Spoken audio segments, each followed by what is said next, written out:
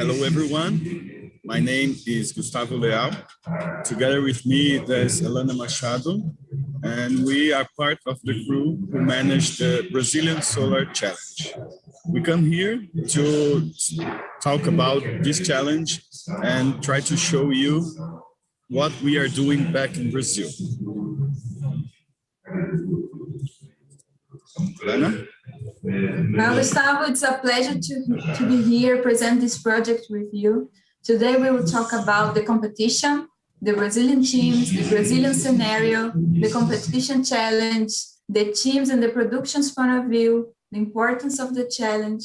We are making a comparison between the race and the reality, and how you can support the challenge.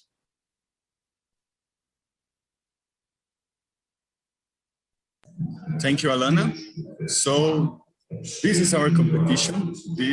Those are our boats. They've got 6-meter length, and now we increased the solar panel area and the battery capacity. So then they could have more energy, and like this, they will be running faster. Alana will tell you a little bit more about the history of our Brazilian challenge. This solar boat competition, it was inspired by European solar boat competitions.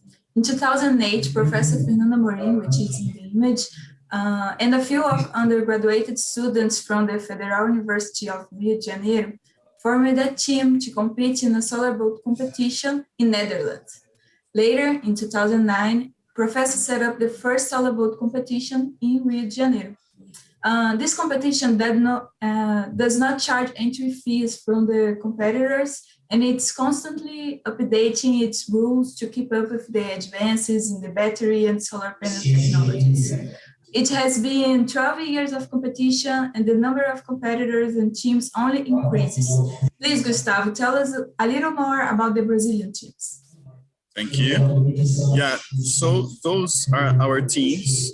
We got now 23 teams spread all around the Brazilian scenario.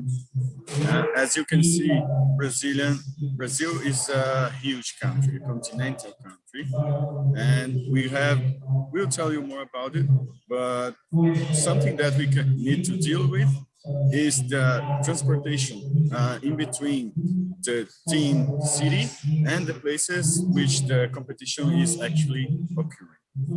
So let's go talk about the Brazilian scenery. Alana? Yes, Brazil is considered a country with continental dimensions, as Gustavo said, and it has a lot of isolated regions, mostly in the center and the north areas. Brazil has a high solar incidence for being mostly in the tropical zone.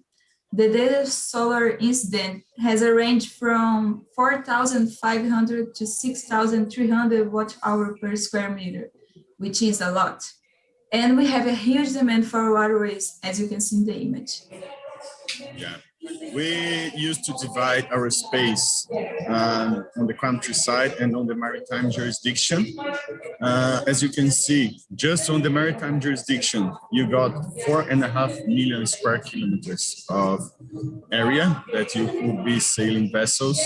Also on the countryside, if you zoom rivers and lakes, we got 3.5 million of square kilometers of places that you could be sailing a boat.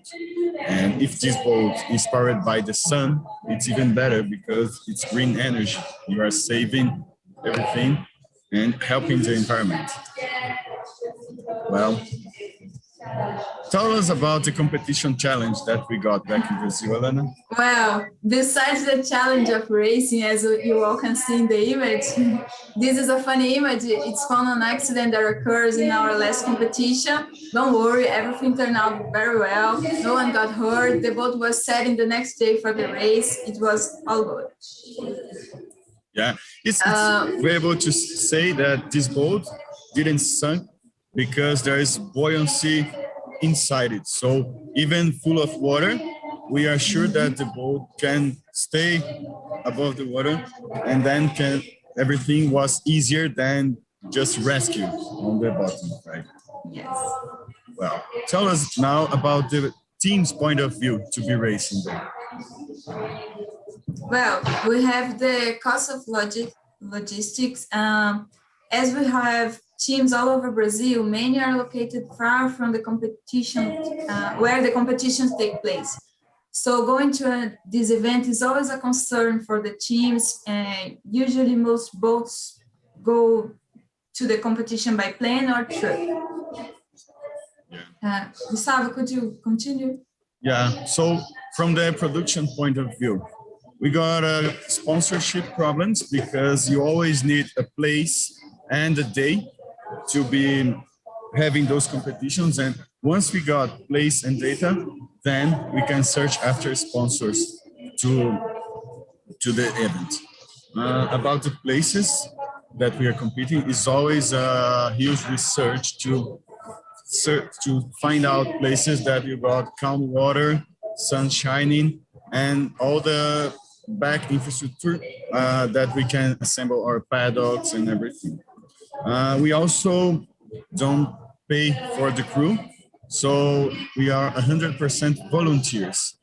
And so it's not that easy to find people like me, like Alana, that want to do this kind of just because they love what they do.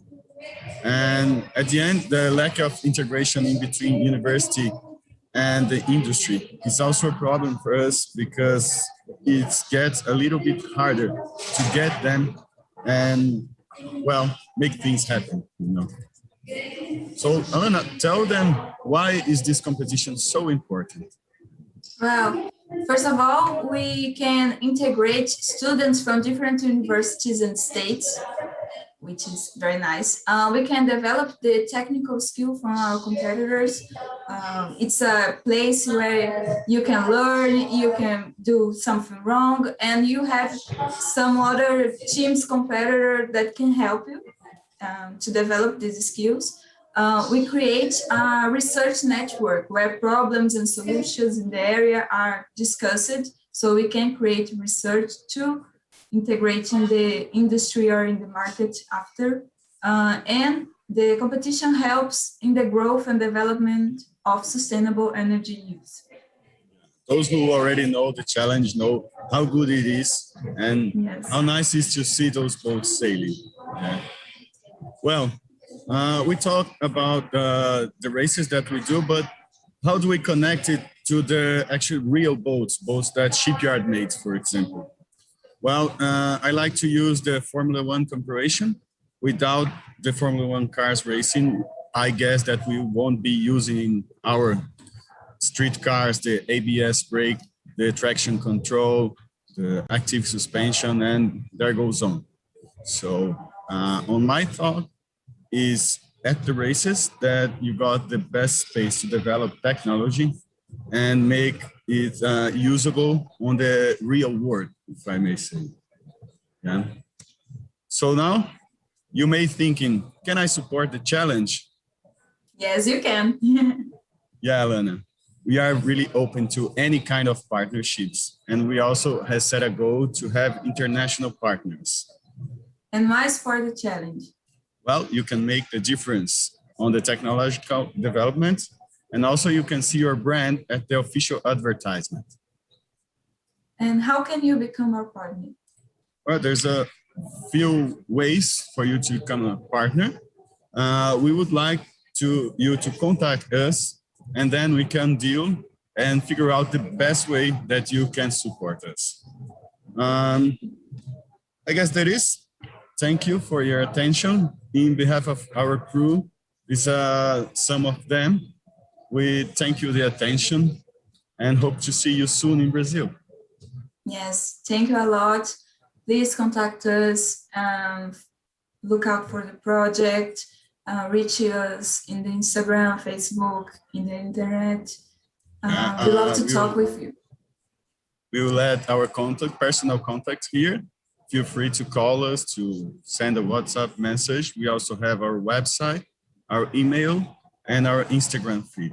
So there's a lot of ways to find us. And I hope to see you soon. Thank you and goodbye. Thank you. Bye-bye.